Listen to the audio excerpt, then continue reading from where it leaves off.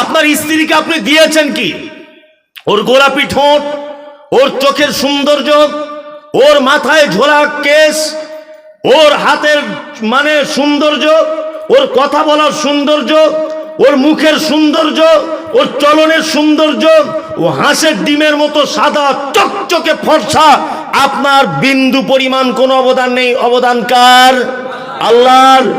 1000 টাকা মোহর দিয়ে, ইমামকে 500 টাকা বিয়ে পড়ানোর টাকা দিয়ে, দুটো লাল ফিতে আর একটা কানের কিনে দিয়ে এত অধিকার কিসের যে আপনার ছোট ভাইয়ের গায়ে হাত দিলে আপনার রাগ হয়? অন্য কোনো পরপুরুষের দিকে একটু মুচকে হাসলে আপনার খুব জ্বালা ধরে। কারণ কি? এত অধিকার কিসের? সামান্য 500 টাকা মোহর দিয়ে, দুটো লাল ফিতে দিয়ে এত যদি তুমি অধিকার দেখাতে পারো যে কারোর দিকে ফিরে মিষ্টি করে কথা বললে তোমার যদি জ্বলন ধরে যায়, যে আল্লাহ তোমাকে বডিটা টোটালি বানিয়েছেন, যে আল্লাহ তোমাকে অক্সিজেন দেন, যে আল্লাহ তোমার আই পাওয়ারের কন্ট্রোল করেন, যে আল্লাহ তোমার খাদ্য পেশিকে সতেজ রাখেন, যে আল্লাহ তোমার পিপাসা লাগলে পানি পান করবে ভিতরের ট্যাঙ্কি ভালো রাখে, যে আল্লাহ তুমি চলবে বলে পায়ের তলাতে শক্ত চামড়া দিয়ে তোমার সুবিধা মতো করে তোমাকে বানিয়েছে, যে আল্লাহ তোমায় দেখতে ভালো লাগবে বলে তোমার সেফটির জন্য চোখের ভিতরে যাতে কোনো আবর্জনা ঢুকে না যায় তার উপরে দিয়েছে ভুরু, যাতে ঘামটা এইভাবে ঝরে তোমার চোখে না ঢুকে যায়, এইটাকে দিয়েছে গার্ড করার জন্য এবং সৌন্দর্য বাড়ানোর জন্য। এত কিছু যে আল্লাহ তোমাকে দিয়েছে, তাকে বাদ দিয়ে যদি আপনি অন্য কোনো জায়গায় মাথা ঠোকেন, আল্লাহ রাগ করবে কি করবে না বলুন? করবে। দুটো লাল ফিতে কিনে যদি বউ অন্য কারোর দিকে হাসি মেরে কথা বললে যদি রাগ হয়, যে আল্লাহ টোটাল বডিটা, টোটাল সম্পদ আপনাকে দান করেছে, তাকে বাদ দিয়ে যদি আপনি কোনো কারো কাছে যদি চাওয়া পাওয়ার জন্য যান, তাহলে এটা শিরক, শিরক, শিরক। আল্লাহ এত রাগান্বিত হবেন, আপনি প্রস্তুত থাকুন, আপনি অচিরেই ধ্বংসের পথে চলে যাবেন।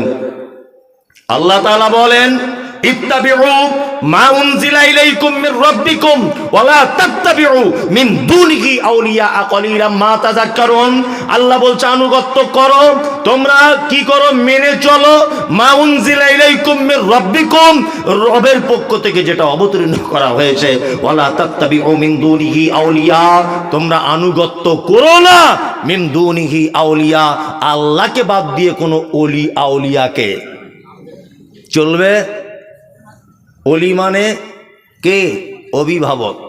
আমাদের কাছে অলিটাকে এমন করে উপস্থাপন করা হয়েছে, অলি মানে বিয়ে করা চলবে না, অলি মানে মাথায় বড় বড় চুল থাকতে হবে, আবার উকুনও থাকতে হবে ভিতরে, অলি মানে বড় বড় গোঁফ, একটা ঠ্যাং গাছের উপরে এরকম করে মাথা থাকবে, 30 বছর জঙ্গলে বসবাস করবে, গায়ের ময়লাতে গন্ধতে ঘুমাবে না, এ হচ্ছে আল্লাহর অলি। এরকম করে অলিদের বর্ণনা দেওয়া হয় না আমাদের কাছে? এ বিশাল বড় আল্লাহর অলি, কাঁচা কুঞ্চি নিয়ে তোমার পাছার চামড়া তুলে দিতে হবে, অলিগিরি তোমার বার করে দিতে হবে। বিয়াদব কোথাকারে। যাদের ব্যাপারে আল্লাহ তাআলা পবিত্র আল কোরআনে বলছেন, আনআমাল্লাহু আলাইহিম মিনান নবিয়্যিনা ওয়াস-সিদ্দীকিনা ওয়াশ-শুহাদা'i ওয়াস-সালিহিন, পুরস্কার প্রাপ্ত 4 কোয়ালিটির মানুষ: 1 নবীগণ, 2 সিদ্দিকগণ, 3 শুহাদা, 4 সালেহিন, সৎকর্মশীলগণ। এই 4 কোয়ালিটির মানুষ পৃথিবীতে তারা প্রাইজ পেয়ে গেছে। আবু বকর পৃথিবীর সবথেকে দামি মানুষ রাদিয়াল্লাহু তাআলা আনহু, ওমর দামি মানুষ, ওসমান দামি মানুষ, আলী দামি মানুষ, আব্দুর রহমান ইবনে আউফ রাদিয়াল্লাহু তাআলা আনহুম আজমাইন, এনারা দামি মানুষ। আচ্ছা বলুন তো, আবু বকরের জীবনে এইরকম কোন ইতিহাস খুঁজে পাওয়া যায় যে তিনি জঙ্গলে বসবাস করছেন, বড় বড় গোঁফ ছিল, মাথায় পাগড়ি বেঁধে ঘুরতেন, জীবনে বিয়ে শাদী করেননি? ইতিহাস পাওয়া যায়? পাওয়া যায়? যায় না। আল্লাহ তাআলা বলছে অন্য কোন অভিভাবকের তোমরা আনুগত্য করো, একদমই নয়। সে মারাত্মক বড় পাপ। আল্লাহ এই পাপ থেকে বাঁচার তৌফিক দান করুক, আমিন আমিন। আমি মমতাজুল ইসলাম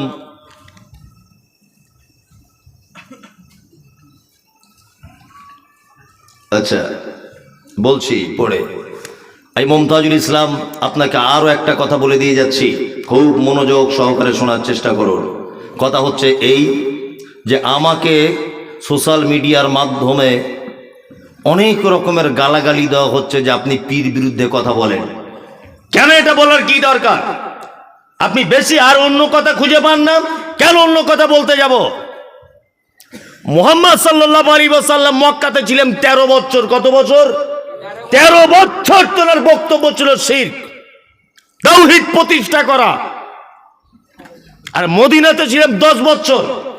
10 বছর তিনি শুধু নরম সুরে মানুষকে জান্নাত জাহান্নাম এটা ওটা হুকুম আহকাম এগুলো বর্ণনা করেছেন। 13টা বছর মূল তিনি দাওয়াত দিয়েছেন মক্কাতে শিরকের দাওয়াত দিয়েছেন, শিরক থেকে মানুষকে হটিয়ে আসার দাওয়াত দিয়েছেন 13টা বছর। আমাকে বলছে হিন্দু ভাইরা দুর্গা পুজো করে, তাদের বিরুদ্ধে বলতে পারেন না? হিন্দু ভাইরা কালী পুজো করে, আপনি তাদের বিরুদ্ধে বলতে পারেন না? আরে হিন্দু ভাই তো জন্মসূত্রের স্বীকৃতি প্রদান করেছে যে আমি একজন হিন্দু। খ্রিস্টান সে জন্মসূত্রের স্বীকৃতি প্রদান করেছে আমি একজন খ্রিস্টান। বৌদ্ধ জন্মসূত্রের স্বীকৃতি প্রদান করেছে যে আমি একজন বৌদ্ধ। ইহুদি জন্মসূত্রের স্বীকৃতি প্রদান করেছে আমি একজন ইহুদি। আল্লাহ সুবহানাহু ওয়া তাআলা বলেন লাকুম দীনুকুম ওয়ালিয়া দিন, যার ধর্ম যার দিন তার কাছে, যার দিন তার কাছে। তার মানে বোঝা যায় হিন্দুর বিরুদ্ধে আমার বক্তব্য দেওয়ার কোনো প্রয়োজন নেই, কারণ সে তো নিজের স্বীকৃতি দিয়েছে জন্মসূত্রে আমি একজন হিন্দু। তার মানে সে শিরক করুক, সে ভুল করুক, সে মুশরিক হোক, সে জাহান্নামে যাক, সে দেবদেবীর ইবাদত করুক, সে গাছের পূজা করুক, বাছুরের করুক, অগ্নি পূজা করুক, সূর্যের পূজা করুক, আমি মুমতাজুল ইসলাম আমার কোনো রকমের বলার প্রয়োজন নেই। কিন্তু তোমার বিপক্ষে আমাকে বলতেই হবে। তুমি যে নিজেকে মুসলিম বলে দাবি করছো, তুমি নিজেকে মুসলিম বলে দাবি করে আবার মাজার করে বসে আছো কেন? ইনশাআল্লাহ দোয়া করবেন। এই মুমতাজুল ইসলাম আপনাকে বলছি, সোশ্যাল মিডিয়া সাক্ষী, আরো অনেক মানুষ সাক্ষী, যে জায়গাতে পীরেদের আখড়া, পীর ছাড়া কিছু বুঝতো না, শিরক ছাড়া যারা কিছু বুঝতো না, সেই রকম জায়গাতে পর্যন্ত আল্লাহ ইসলামের সঠিক দাওয়াত পৌঁছে দিয়েছে। মেদিনীপুরে প্রোগ্রাম করতে গেলাম, মেদিনীপুরে প্রোগ্রাম করতে গেলাম, যে লোকটা আমার গাড়িতে ইট মেরেছিল, আমি শিরকের ব্যাপারে কথা বলার কারণে গাড়ি ভাঙচুর করেছিল যারা, সেই লোকটা এই বছর আমাকে দাওয়াত করে হাত ধরে ক্ষমা চেয়ে বলছে হুজুর মাফ করবেন, খুব অন্যায় করেছি, আপনি সঠিক কথা বলেছিলেন। তার মানে বুঝতে পেরেছি দিনের দাওয়াতের কাজ চলছে। কত বড় ভ্রান্ত আকীদা! জলসাতে খিচুড়ি রান্না হয়েছে, বলছে হুজুর একটু এরকম করে দিবে তবে খিচুড়ি যায় যাবে। মানে মনে হচ্ছে পাছার চামড়া তুলে দিই জুতা করে। হারামখোর! এটা কোন ইসলাম? বিয়াদবির জায়গা পাও না, একদমই নয়। ইনশাআল্লাহ আগামী দিন শিরক বেদাত মুক্ত সারা বাংলাতে সঠিক ইসলাম, সঠিক হাদিস, সহিহ হাদিস এবং কোরআনের বাণী প্রচার হবে ইনশাআল্লাহ।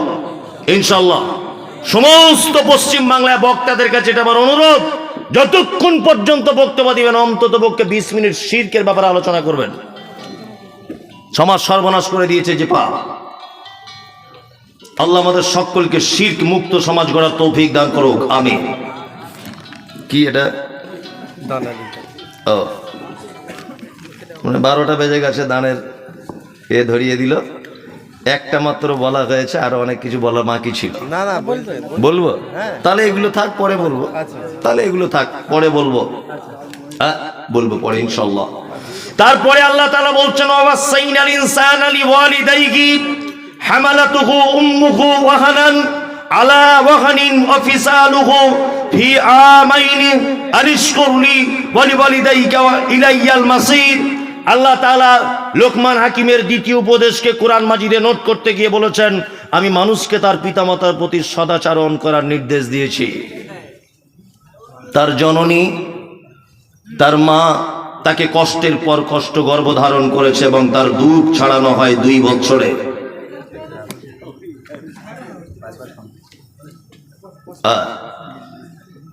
এইদিকে ফিরুন। আমাকে বলা হচ্ছে যে আপনি এর আগে এই গ্রামে এসেছিলেন। সত্যি বলছি আমার স্মরণে নেই, তবে এখন এই স্টেজটা দেখে মোটামুটি একটু আঁচ করতে পারছি যে হ্যাঁ মনে হয় এসেছিলাম।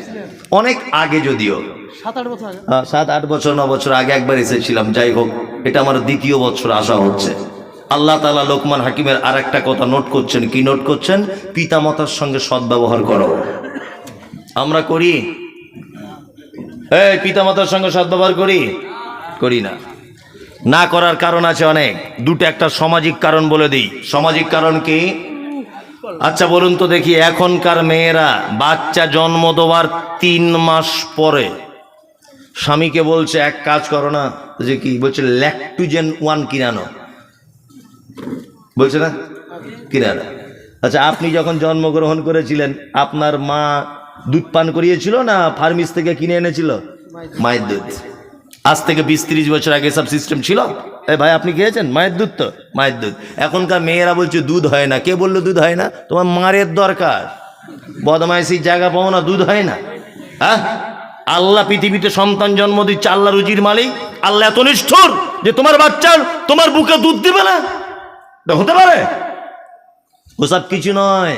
স্বামী ওর স্ত্রীকে বলছে তোমার একটু গ্ল্যামারটা ধরে রাখতে হবে না? হ্যাঁ, ও তখন বলছে একটু ফিটনেস রাখতে হবে, দুধ দেওয়া যাবে না, তোমার বুড়ো বয়সে ঝাঁটা ছাড়া কিছু দ্বিতীয় পাবে না। পর্যাপ্ত পরিমাণে একটা মায়ের দুধ পান করবে শিশু, তবেই তো মায়ের সঙ্গে সন্তানের প্রেম ভালোবাসা বাড়বে। বাড়বে কি বাড়বে না? বাড়বে।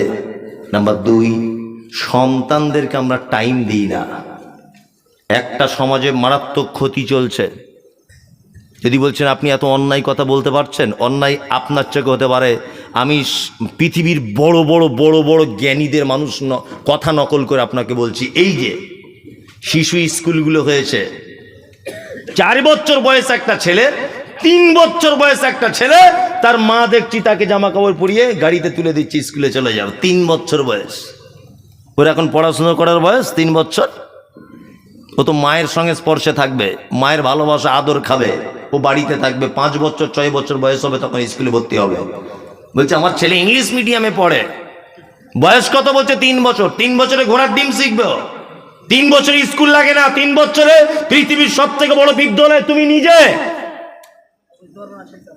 তুমি নিজের কাছে রাখো।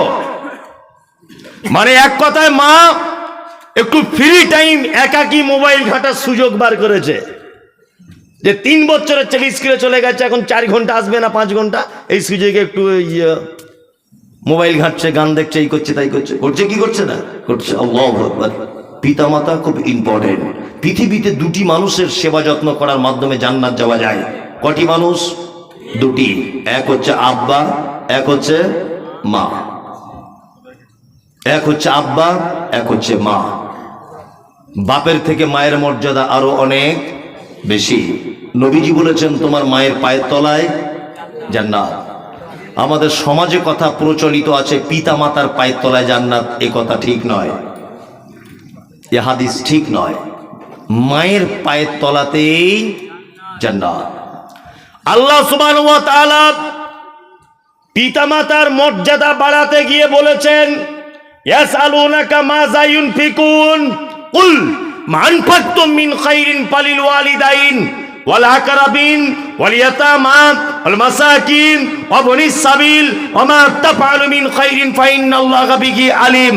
নবীজিকে জিজ্ঞাসা করা হচ্ছে, নবী মুহাম্মদ সাল্লাল্লাহু আলাইহি ওয়াসাল্লাম আপনি বলুন, সারা পৃথিবীতে যত দান করার জায়গা আছে, মানুষ যত টাকা পয়সা খরচা করে, জলসাতে করে, মাদ্রাসায় করে, অনাথ আশ্রমে করে, এতিমখানায় করে, ঈদগাহে করে, কবরস্থানে করে, বিধবাকে করে, এতিমকে করে, ফকিরকে করে, মিসকিনকে করে, যত জায়গাতে মানুষ টাকা ব্যয় করে, সব থেকে উত্তম জায়গা কোনটা? আল্লাহ নবী সাল্লাল্লাহু আলাইহি ওয়াসাল্লাম আবার কোরআন দিয়ে বলছেন প্রশ্নকারীদের, কুল নবী আপনি বলুন, মা আনফাকতুম মিন খাইরিন ফালিল ওয়ালিদাইন ওয়াল আকরাবিন ওয়াল ইয়াতামা ওয়াল মাসাকিন ওয়া বনিস সাবিল ওয়া মা তাফআলু মিন খাইরিন ফাইন্নাল্লাহা বিহি আলিম। শোনো, একটা সন্তান তার পিতামাতার জন্য যে টাকাটা ব্যয় করে, এটা হচ্ছে পৃথিবীর সব থেকে উত্তম ব্যয় করার জায়গা। কি বলছি বুঝতে পারছেন? শিশু মাদ্রাসায় 10,000 টাকা দান করলেন, 10,000 নেকি হলো। বাড়ি যাবার সময় যদি দোকান এখানে বসে মায়ের জন্য একটা ওড়না কিনে নিয়ে যান, 10 লক্ষ নেকি হবে ইনশাল্লাহ। কোথায় জান্নাত খুঁজছেন? হ্যাঁ, টাকা বেশি আছে নিয়ে শুধু ওমরা হজ করতে যাচ্ছে, বলছে শুধু ওমরা হজ, বলছে আমি 2 নম্বর হাজি, আমি 3 নম্বর হাজি, মানে 3 নম্বর বলে ডুপ্লিকেট নয়, 3 বারের হাজি, বুঝতে পারছেন না? আর বাড়িতে এসে সুবহানাল্লাহ তসবি বড় বড় সস্তার পেয়েছিল, মক্কাতে ফুটপাতে বিক্রি হয়, বড় বড় তসবি কিনে এনে বাড়িতে তসবি করছে, সুবহানাল্লাহ সুবহানাল্লাহ সুবহানাল্লাহ। আর বড় পাঞ্জাবি নিয়ে এসেছে, আর সে বড় সে ওড়না যেগুলো লাগায় ওই রকম করে একদম সে যেন নতুন বিয়ে করতে এসেছে এরকম করে চলছে। এত মানে ভদ্রলোক, খোঁজ নিয়ে দেখুন ওর মা পালি সিস্টেমে ভাত খায়, ওর বাড়ি 15 দিন, ওর বড় ভাইয়ের বাড়ি 15 দিন, জান্নাতে যাওয়া খুব কঠিন, খুব কঠিন। মা পালি সিস্টেমে ভাত খায় ইমাম সাহেব মুয়াজ্জিন মৌলবীদের মতো, আর ও শুনছি প্রত্যেক বছরে ওমরা করতে যাচ্ছে। আল্লাহু আকবার। পালি সিস্টেমে খাবে কেন? মা গোসল করে বসে থাকবে, আব্বার মা দুজনা, আব্বা জোহরের নামাজ পড়ে বাড়িতে বারান্দায় বসে থাকবে, একটা বৌমা ভাত দিয়ে যাবে, 3টে বৌমা 3 রকম ভালো তরকারি দিয়ে যাবে, শ্বশুর আর শাশুড়ি বসে বসে দুজনা খাবে। এর নাম হচ্ছে পিতামাতার যত্ন। কি বললাম বুঝলেন না? পিতামাতার অবহেলার আর একটা কারণ, আমরা বাড়ির গিন্নিদের অর্থাৎ বৌমাদের নির্বাচন করতে পারি নেই, একদম নয়। মুহাম্মদ সাল্লাল্লাহু আলাইহি ওয়াসাল্লাম তিনি বলেছেন, কি বলেছেন? তিনি বলতে চেয়েছেন একটা নারীকে বিবাহ করো 4টে জিনিস দেখে। কটা? 4টা। 1, সে কতটা সুন্দরী এটা তুমি দেখো। 2, তার অর্থ আছে কিনা দেখো। 3, তার বংশ ভালো কিনা দেখো। 4, তার ভিতরে ইসলাম আছে কিনা দেখো। এই 4টে গুণ দেখে একটা নারীকে বিবাহের জন্য প্রস্তুতি নাও। নবীজি কথা বলছেন, পাঁচবার বেদাতির দিন। তবে শোনো, যদি তার রূপ না থাকে ক্ষতি নেই, যদি তার টাকা না থাকে ক্ষতি নেই, যদি তার বংশ ভালো না হয় ক্ষতি নেই, তবে যদি মেয়েটার দিনদারিতা থাকে তাহলে বিবাহের জন্য প্রস্তুতি গ্রহণ করো। এই নারীকে যদি বিবাহ না করো, সমাজে কি হবে? বিশৃঙ্খলা সৃষ্টি হবে, সমাজ অধঃপতনে চলে যাবে। আমরা এই হাদিস মানতে পেরেছি। বেটার বহুমা দেখতে গেছে, গিয়ে জিজ্ঞাসা করছে, মা তোমার নাম কি? বলছে আমার নাম শেফালি। শেফালি? বলছে হ্যাঁ। আব্বার নাম? বলছে আব্বার নাম গোলাম রসুল। তোমার নানির বাড়ি কোথায়? মির্জাপুর দক্ষিণ পাড়ায়। আচ্ছা আচ্ছা, তাই? হ্যাঁ। আচ্ছা, তোমার ভাই কটা? তো বলছে আমাদের ভাই নাই। বোন? বলছে আমি একাই।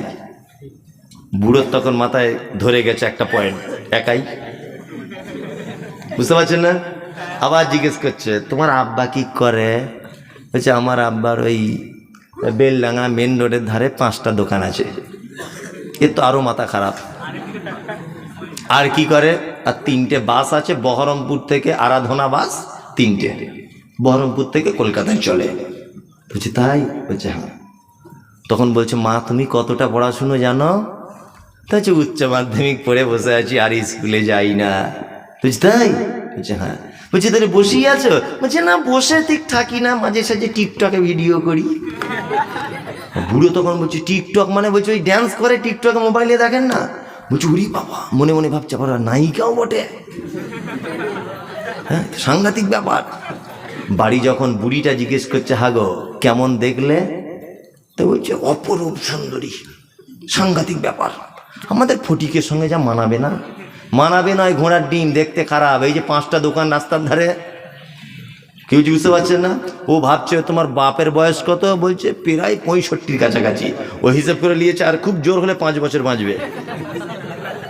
হিসাব করে নিয়েছে 5 বছর বাঁচবে, আর সব দোকান আমার বেটা পেয়ে যাবে। কি বুঝতে পারছেন না? বেটা পেয়ে যাবে সব দোকান।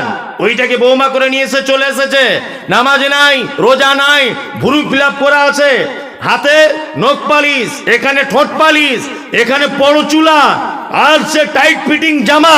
বৌমাকে ধরে নিয়ে চলে এসেছে। বুড়ো বয়সে তুমি রসগোল্লা খাবে? তোমার ঝাঁটার বাড়ি চালাবে? চালাবে না।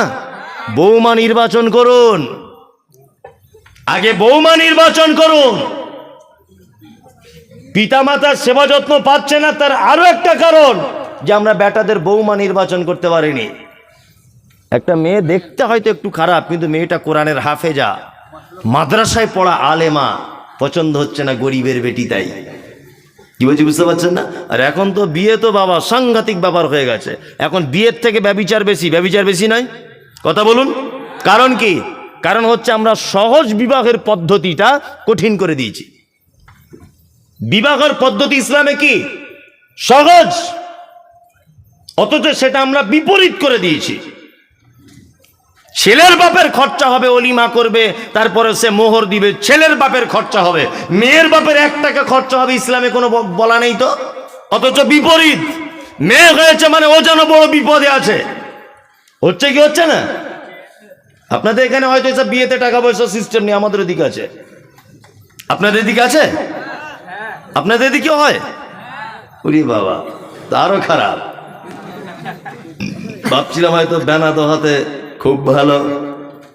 খুব ভালো শুনেছিলাম, তবে যেমন ভালো তেমন রিপোর্ট অনেক খারাপও পেলাম। খুব খারাপ রিপোর্টও অনেকজন আমাকে দিয়েছে যে এলাকাতে টাকার ব্যবসা করে মানুষ, সব অনেক মানুষ আছে।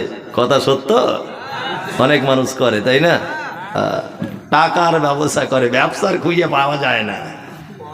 হ্যাঁ, অনেক মানুষই করে। যারা করে আল্লাহ তুমি তাদেরকে সঠিক দিন বোঝার তৌফিক দান করো, আমিন।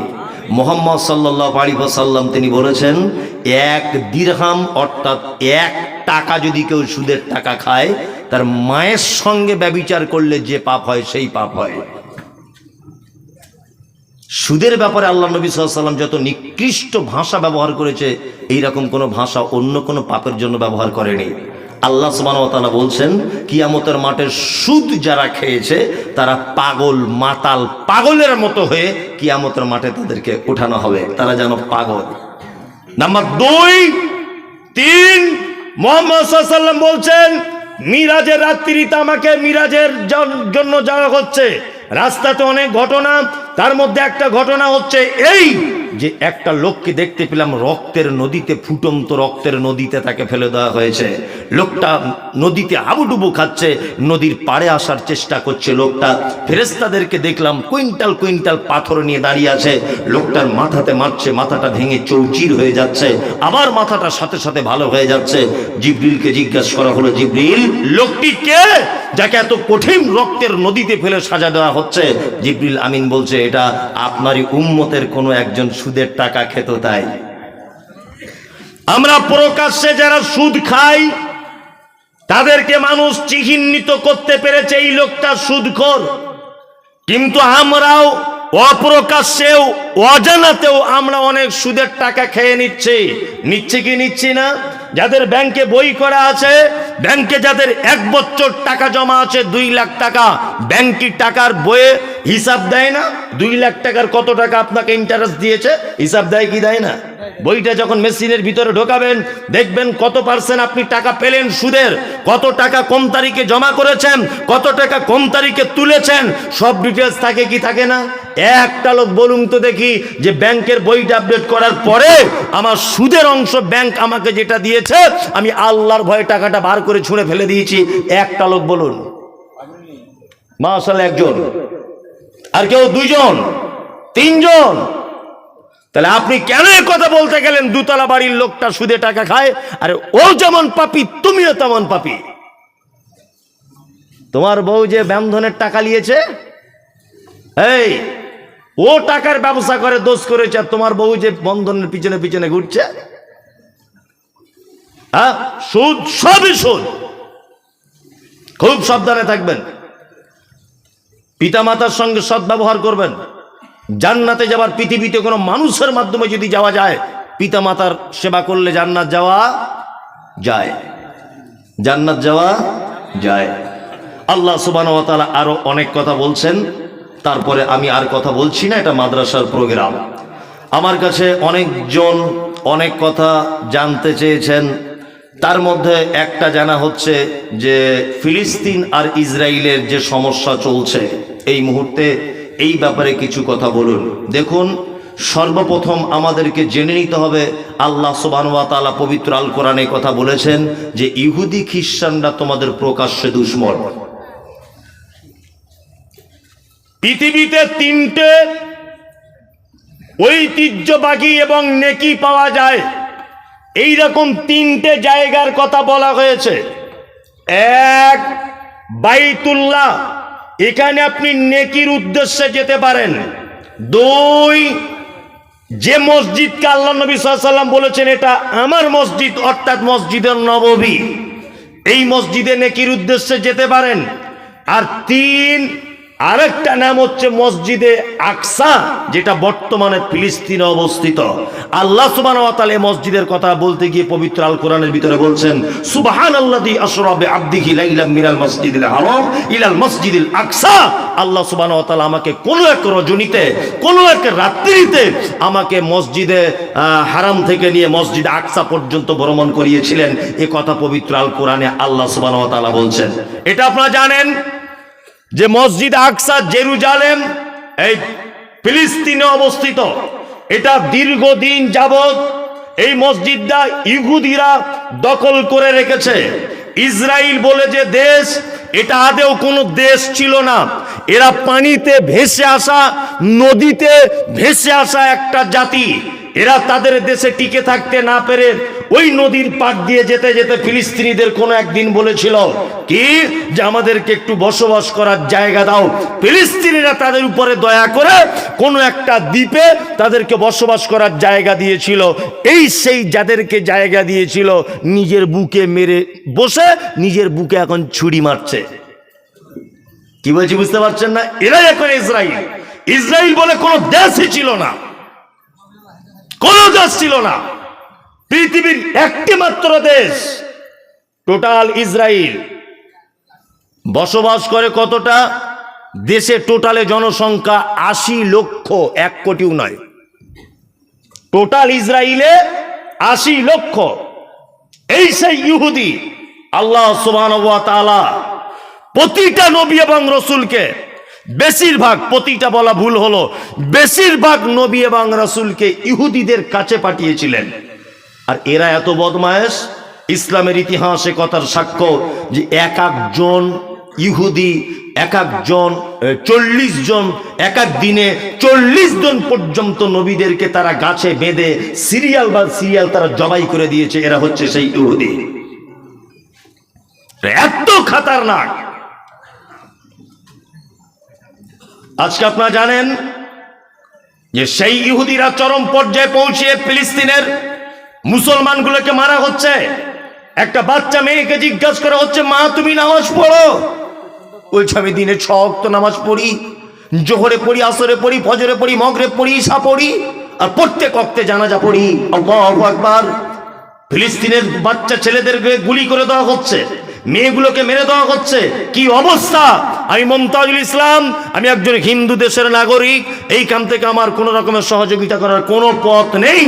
সব থেকে ইতিহাসে এইটা আমার খারাপ লাগছে, সারা ভারতবর্ষের ১৯৪৭ সাল থেকে নিয়ে ২০২৩ সাল পর্যন্ত সারা ভারতবর্ষে যত গুণীজনদের আবির্ভাব ঘটেছে, প্রত্যেক গুণীজন মানবতার নিরিখে সর্বক্ষণ ফিলিস্তিনিদের পক্ষ নিয়েছে। শুধু বর্তমান সরকার ভারতবর্ষের, তিনি এখন ইসরায়েলের পক্ষ নিয়েছেন। এটা জাতির কাছে লজ্জা, এটা আমি মনে করি। বর্তমান যিনি আছেন ভারতবর্ষে, এই সরকার, তিনি শুধু ইহুদিদের সাপোর্ট করছেন। বড় অসহায় তারা। আমরা এখান থেকে সহযোগিতা করতে না পারলেও এই বলে দোয়া করতে পারি, হে কাবার মালিক, তুমি আব্রাহার চক্রান্তকে আবাবিল অর্থাৎ ঝাঁকে ঝাঁকে পাখি দিয়ে তুমি বরবাদ করেছিলে। তুমি ফেরাউন তার চক্রান্ত থেকে নবী মূসাকে বাঁচিয়েছিলে।